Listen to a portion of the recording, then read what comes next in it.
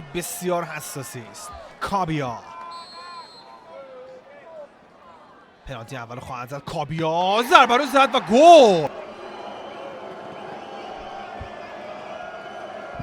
برونو تمرکز کاملش رو انجام میده، ضربه رو میزنه.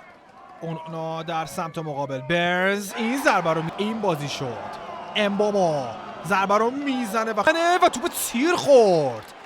اونانا مونت حرکت میکنه، پنالتی رو میزنه و تیم گریمزبی پنالتی بعدی تو راهه. خیلی خود دالو ضربه رو خواهد زد. دیوگو دالو ضربه رو میزنه. براون پنالتی رو میزنه. اولی کنه یا نه؟ کونیا این ضربه رو میزنه و گرفت تو اونجا. پیم ولی دنبال میکن. مکیانت پنالتی بعدی رو میزنه. حرکت میکنه، ضربه رو میزنه و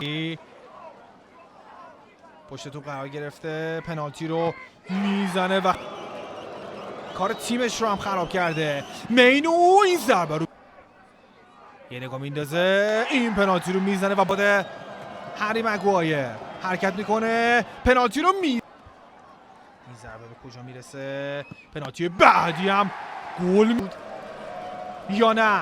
دلیخت پنالتی رو میزنه و بازم به اونانا گل میزنه یا نه؟ و واسه پنالتی شده یه ذره عجیبه. ششکو پنالتی رو میزنه و بعد پنالتی رو بزنه، پیم میزنه و بازم خلاف جهت تو قرار گرفته. اونانا ضربه رو میزنه با لباس گریمزبی. کابیا مثل همیشه با ریسک بالا پنالتی رو برنز پنالتی رو میزنه و بازم گل شد. امبومو ضربه رو میزنه و تیر دروازه. گفتم بعد یه بازیکن خراب بکنه تا این بازی به اتمام برسه.